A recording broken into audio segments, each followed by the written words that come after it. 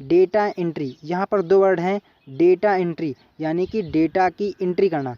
जो data entry है आप कैसे करेंगे, यानी इनपुट डिवाइस की सहायता से, चाहे वो कीबोर्ड हो, स्कैनर हो, बारकोड रीडर हो, या कई सारे इनपुट डिवाइस हैं जिनकी सहायता से आप डेटा, चाहे वो टेक्स्ट फॉर्म में हो, ऑडियो फाइल हो, वीडियो फाइल हो, या कोई इमेज हो, उसको फीड करना, यानी कि डेटा को फीड करना ही डेटा एंट्री कहलाता है। अब बात करते हैं इसकी एलिजिबिलिटी के बारे में। अलग अलग कंपनियों की अलग अलग रिक्वायरमेंट होती है, 10th पास, 12th पास या फिर ग्रेजुएट, यानी कि वो डिपेंड करता है कंपनी की डिमांड पर कि वो क्या डिमांड करती हैं, उनको कैसा बंदा चाहिए, 10th पास कि 12th पास या फिर ग्रेजुएट। और साथ ही आपको कंप्यूटर में बेसिक नॉलेज होना बहुत ही ज़रूरी है। टाइपिंग स्पीड आपकी 30 से 35 वर्ड पर मिनट होनी चाहिए। अब आपके मन में क्वेश्चन आ रहा होगा कि बेसिक कंप्यूटर नॉलेज में कौन कौन सी चीज़ों पर हमको फोकस करना होगा। तो अगर हम बात करें तो MS word, MS excel, MS access, इन सॉफ्टवेयर को यूज़ करना आपको आना चाहिए, इंटरनेट को यूज़ करना आना चाहिए, और ईमेल के बारे में आपको जानकारी होनी चाहिए।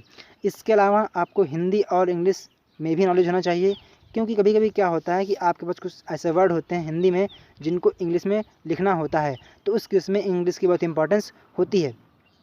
अगर आपके पास कंप्यूटर का सर्टिफिकेट नहीं है तो आपको एक कंप्यूटर का सर्टिफिकेट हासिल करना ही चाहिए, क्योंकि जब भी प्राइवेट सेक्टर में आप जॉब के लिए अप्लाई करते हैं तो वहाँ पर सर्टिफिकेट की बहुत ही इंपॉर्टेंस होती है। तो कम से कम आपके पास 6 मंथ्स का कंप्यूटर कोर्स सर्टिफिकेट होना ही चाहिए। अगर हम बात करें इसकी एज के बारे में तो अलग अलग कंपनी पर डिपेंड करता है कि वो एज के लिए क्या डिमांड करती हैं, लेकिन मिनिमम एज 18 ईयर्स होनी चाहिए।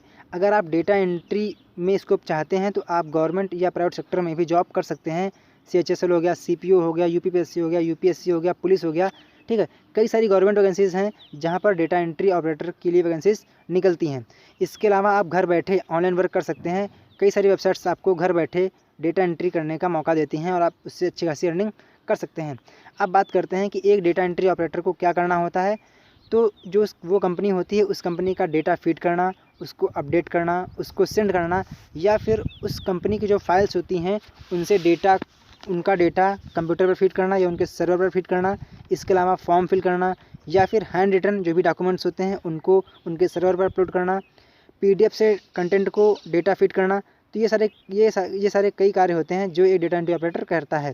अगर आपकी टाइपिंग स्पीड अच्छी नहीं है और आप चाहते हैं कि जो आपकी टाइपिंग स्पीड है वो थोड़ा इंप्रूव हो जाए, तो अगर आप इस पर वीडियो चाहते हैं, धमाकेदार वीडियो, तो आप इसके लिए कमेंट कीजिए। अगर अच्छा से कमेंट आते हैं तो मैं आपको एक इस पर धमाकेदार वीडियो प्रोवाइड कर दूंगा जिससे आपकी टाइपिंग